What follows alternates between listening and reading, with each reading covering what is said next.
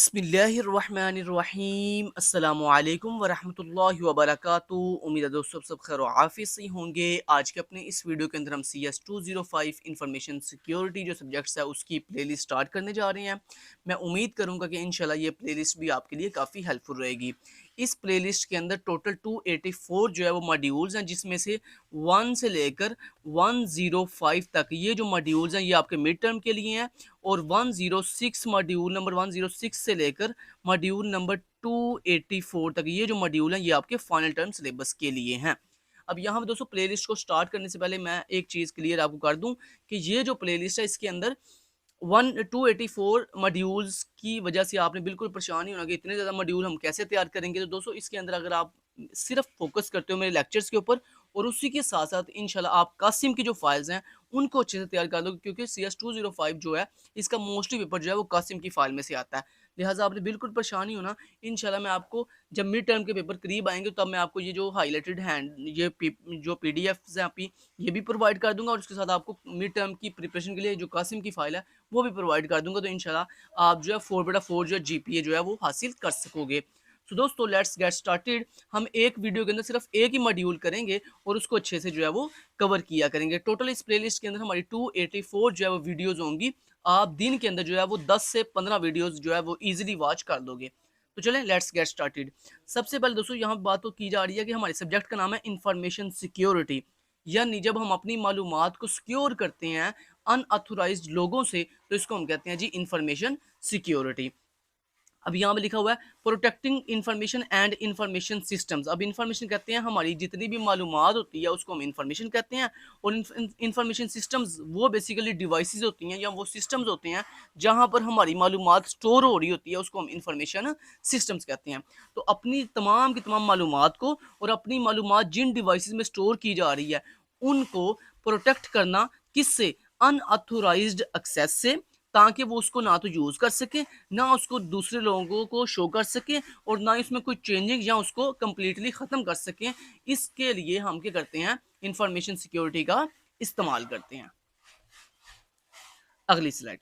यहाँ पर दोस्तों हमारे IT सिक्योरिटी और इंफॉर्मेशन सिक्योरिटी में डिफरेंस बताया जा रहा है। तो सबसे पहले आपको ये पता होना चाहिए कि जो इंफॉर्मेशन सिक्योरिटी है ये एक वाइड रेंज की जो है कैटेगरी है, जिसके अंदर हर चीज़ आ जाती है। मतलब इसमें आपकी फिजिकल सिक्योरिटी भी आ जाएगी, इसमें आपकी ह्यूमन रिसोर्स सिक्योरिटी भी आ जाएगी, इसमें आपके लीगल एंड कंप्लाइंसेस भी आ जाएंगे, organisation and process related aspects भी आ जाएंगे। मतलब जितनी भी हर तरह की जो आपकी वर्ल्ड के अंदर दुनिया के अंदर हर तरह की जो आपकी सिक्योरिटी है ना वो सारी की सारी सिक्योरिटी आपकी किस में आ जाती है, इंफॉर्मेशन सिक्योरिटी में आ जाती है। अब इंफॉर्मेशन सिक्योरिटी की बड़ी सी ब्रांचेज हैं, उनमें से एक ब्रांच का नाम है IT सिक्योरिटी। अब IT सिक्योरिटी क्या होती है कि जब आप अपनी इंफॉर्मेशन सिक्योरिटी जो है वो जब किसी टेक्नोलॉजी पे अप्लाई करते हो, जितनी भी टेक्नोलॉजी आप यूज़ कर रहे हो इस वक्त वर्ल्ड के अंदर, उस टेक्नोलॉजी पे जब आप अपनी इंफॉर्मेशन सिक्योरिटी को अप्लाई कर देते हो तो इसको हम कहते हैं IT सिक्योरिटी। ठीक हो गया।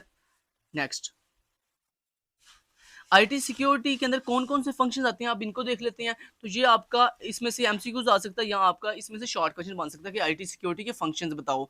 तो IT सिक्योरिटी के दोस्तों पहला फंक्शन है नेटवर्क सिक्योरिटी। जो आप नेटवर्क यूज़ करते हो, लैन वैन जितने भी आप ये नेटवर्क यूज़ करते हो, ये इनकी जब हम सिक्योरिटी करते हैं तो ये आपकी आती है IT सिक्योरिटी के अंदर। उसके बाद सिस्टम सिक्योरिटी। सिस्टम्स मतलब वो डिवाइसेस जिनके अंदर आपका डाटा स्टोर हो रहा है उनकी सिक्योरिटी भी IT सिक्योरिटी में आएगी।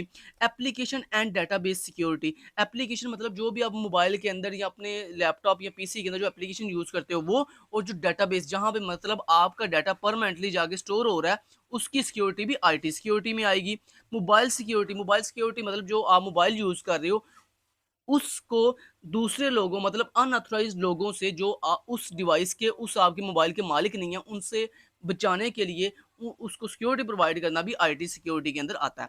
उसके बाद इंफॉर्मेशन सिक्योरिटी कौन कौन से फंक्शन है, चूंकि इंफॉर्मेशन सिक्योरिटी एक वाइड रेंज सिक्योरिटी है, इसमें हर चीज़ आ जाती है। लिहाजा इसके अंदर जो फंक्शनैलिटीज़ हैं वो कौन कौन सी हैं, governance, policies and procedures, risk management और परफॉर्मेंस रिव्यूज। अब गवर्नेंस किसे कहते हैं, तमाम की तमाम चीज़ों को अच्छे से इम्प्लीमेंट करना, मतलब जो रूल्स एंड रेगुलेशंस आपने बनाने हैं वो तमाम के तमाम उनको अच्छे से मेंटेन करना, उनको देखना कि आया कि चीज़ें सही तरीके से इम्प्लीमेंट हो रही हैं कि नहीं हो रही। उसके बाद पॉलिसीज़ एंड प्रोसीजर बनाना, मतलब डिफरेंट तरह के जो अनऑथराइज्ड एक्टिविटीज़ हैं उनके खिलाफ डिफरेंट तरह की पॉलिसीज़ बनाना कि अगर ये वाला एक्शन होगा तो इसके खिलाफ ये सज़ा मिलेगी, अगर ये वाला एक्शन होगा मतलब ये इल्लीगल एक्टिविटी परफॉर्म होगी तो उसके खिलाफ ये प्रोसीजर होगा, ये पॉलिसीज़ होंगी, ठीक है। तो ये सारे रूल्स बनाना, ये सारी पॉलिसीज़ बनाना, ये किस में आता है? इंफॉर्मेशन सिक्योरिटी के फंक्शंस में आता है। इसके अलावा जितने भी आपके रिस्क होते हैं उनको मैनेज करना अच्छे तरीके से, ठीक है। उसके बाद परफॉर्मेंस रिव्यूज़, मतलब कि जो चीज़ें आपने जो रूल्स बनाए हुए हैं उनकी परफॉर्मेंस चेक करना कि आया कि वो सही तरीके से इम्प्लीमेंट हो रहे हैं कि नहीं हो रहे। उनके रिलेटेड रिव्यूज़ देखते रहना आगाह-बगाह, ये भी आपके इंफॉर्मेशन सिक्योरिटी फंक्शंस का हिस्सा है। नेक्स्ट दोस्तों आ जाता है हमारे पास साइबर सिक्योरिटी। अब जैसे मैंने आपको दोस्तों बताया था कि इंफॉर्मेशन सिक्योरिटी एक बहुत ही वाइड रेंज की जो है वो ब्रांच है, जिसके अंदर आगे फर्दर छोटी-छोटी ब्रांचेज़ आएँगी।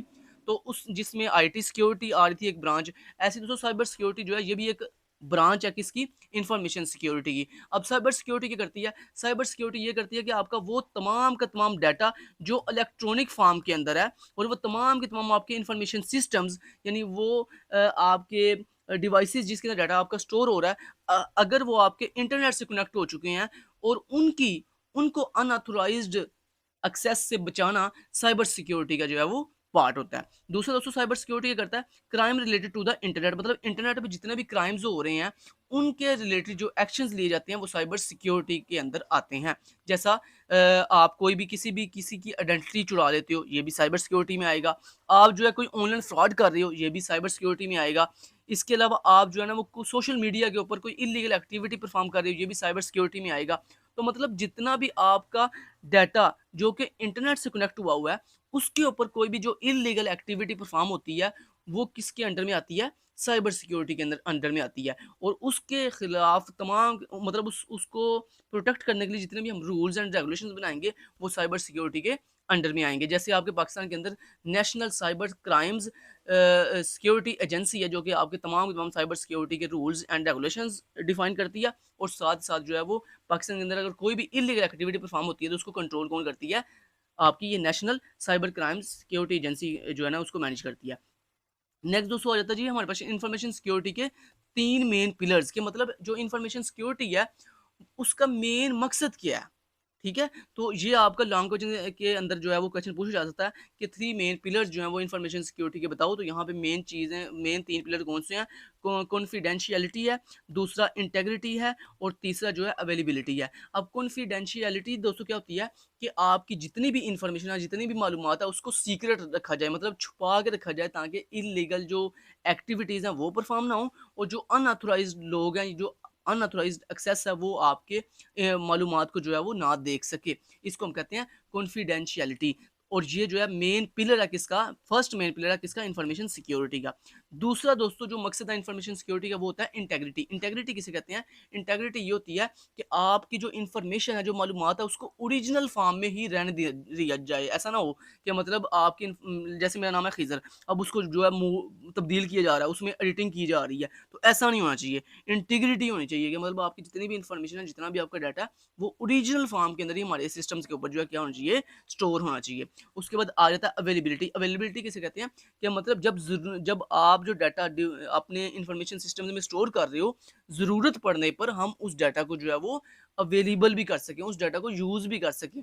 ऐसा ना हो कि जब ज़रूरत आए तो हमने डाटा यूज़ करना। अब जैसे मैंने फॉर एग्ज़ाम्पल मैंने अपनी एक जीमेल अकाउंट बनाया, ठीक है? अब जब ज़रूरत पड़ी मुझे, मैंने अपना जीमेल अकाउंट ओपन किया तो वो ओपन ही नहीं हो रहा, वो लॉगिन ही नहीं हो रहा या वो मुझसे एक्सेस ही नहीं हो रहा। तो ये क्या है? ये दोस्तों इस चीज़ का भी हमें ख़्याल रखना होता है कि जो हम इंफॉर्मेशन सिस्टम्स के अंदर इंफॉर्मेशन स्टोर कर रहे हैं, ज़रूरत पड़ने पर उसको अवेलेबल किया जाए ताकि उसको यूज़ किया जा सके। तो ये 3 जो है मेन पर्पज़ है, मेन मकसद है, मेन पिलर्स हैं किसके? इंफॉर्मेशन सिक्योरिटी के। तो यहाँ पर आज का हमारा जो मॉड्यूल नंबर 1 है वो कंप्लीट होता है। मैं उम्मीद करता हूँ मॉड्यूल नंबर 1 की आपको अच्छे से समझ आई होगी। अगर थोड़ी-सी भी अच्छे से समझ आई हो तो नीचे कमेंट बॉक्स के अंदर अच्छा सा कमेंट ज़रूर कीजिएगा, साथ ही लाइक भी ज़रूर कीजिएगा ताकि हम इसी तरह आपके लिए अच्छे-अच्छे जो है वो लेक्चर जो है वो बनाते रहें। Thank you so much till then guys, take care, अल्लाह हाफ़िज़।